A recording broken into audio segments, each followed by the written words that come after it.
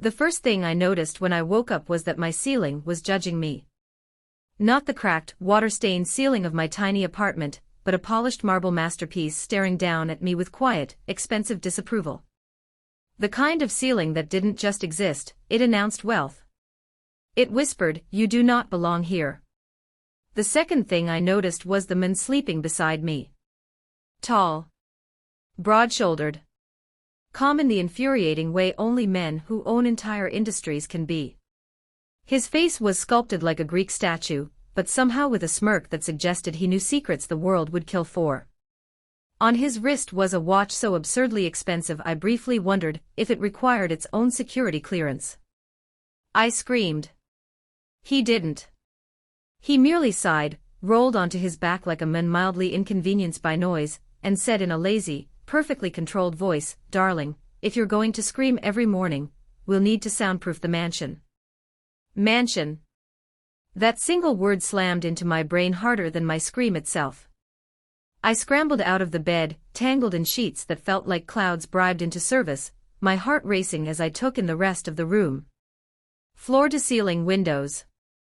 Silk curtains. Furniture that looked like it belonged in a museum with armed guards. A chandelier that could have been a weapon if dropped from 10 stories. The air smelled faintly of jasmine and money. This wasn't my life. And that's when two terrifying realizations hit me simultaneously.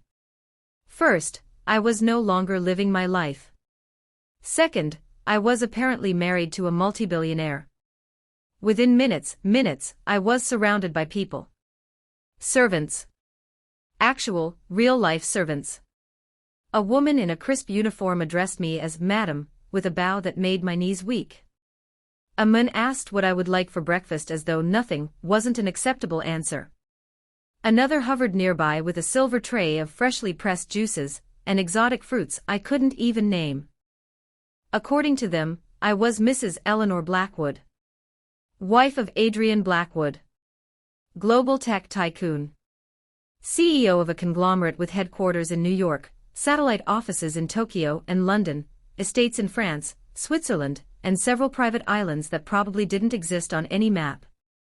A man whose net worth was the kind people whispered about in hushed tones on Bloomberg. A man whose sneeze could hypothetically trigger a stock market tremor. Everyone treated me like I had always been here.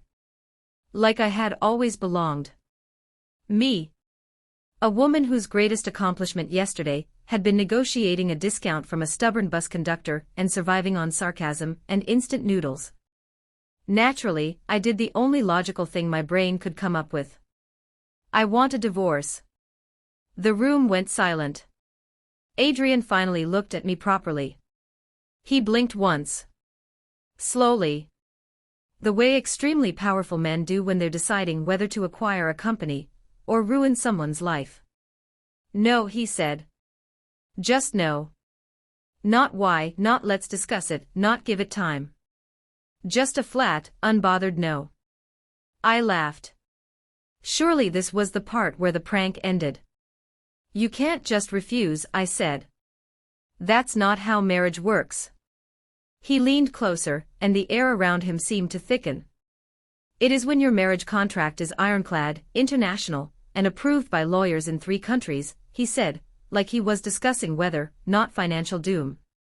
That was the moment I realized love might be blind, but contracts definitely weren't.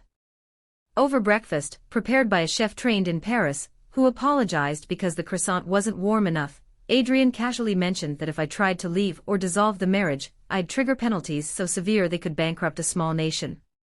He said it like he was telling me it might rain later. I considered fainting. Or throwing the croissant. Possibly both. At this point, I had no choice but to try everything. I pretended I had amnesia. That lasted 10 minutes before I contradicted myself and insulted his tie. I cried. Loudly. Real tears. He handed me a handkerchief that probably cost more than my rent ever had. I threatened to run away. I really did. I packed my bags one afternoon, with dramatic determination, and marched to the front gate, ready to reclaim my old, chaotic, broke life. The gate didn't open. I spun around, panic rising, only to find Adrian standing there as if he'd materialized from the concept of wealth itself. "You're adorable when you're plotting escape," he said, calm, almost fond. "But you're my wife. And I don't let go of what's mine." Red flag. Absolutely. Giant, waving, neon red flag. Yet, he was also attentive. He remembered how I liked my tea without me telling him twice. He ensured I wasn't overwhelmed at events. He shut down anyone who spoke down to me with a single look that could freeze hell itself. Days turned into weeks. I discovered sides of him no magazine ever printed. He drank coffee at midnight because sleep reminded him of things he didn't want to face. He hated loud parties, preferring quiet rooms with stacks of books. He secretly watched terrible reality shows and pretended not to enjoy them, only to grin at them when he thought I wasn't looking. He listened when I spoke. Really listened. He laughed at my jokes. Even the bad ones. Especially the bad ones.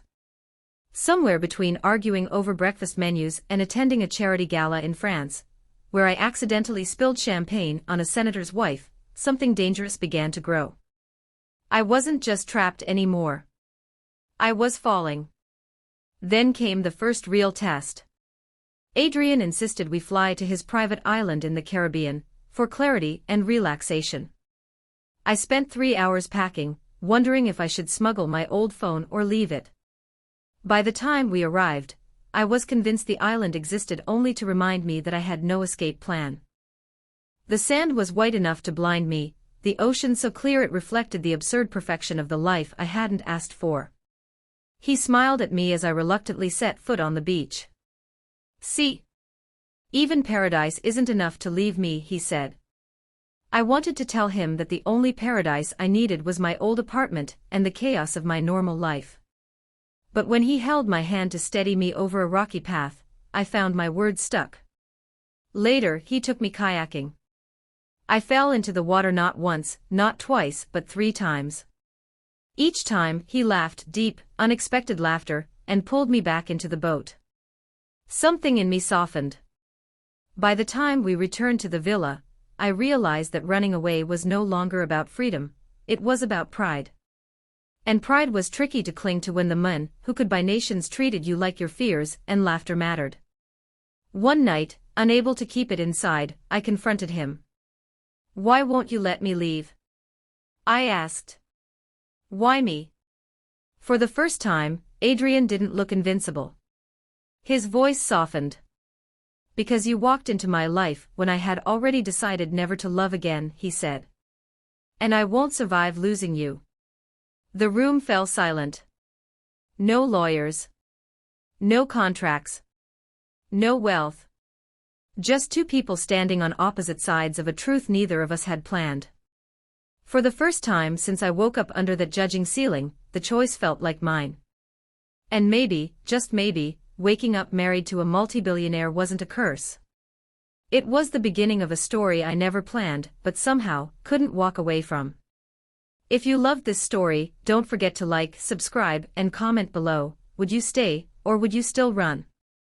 Your answer might just inspire the next episode.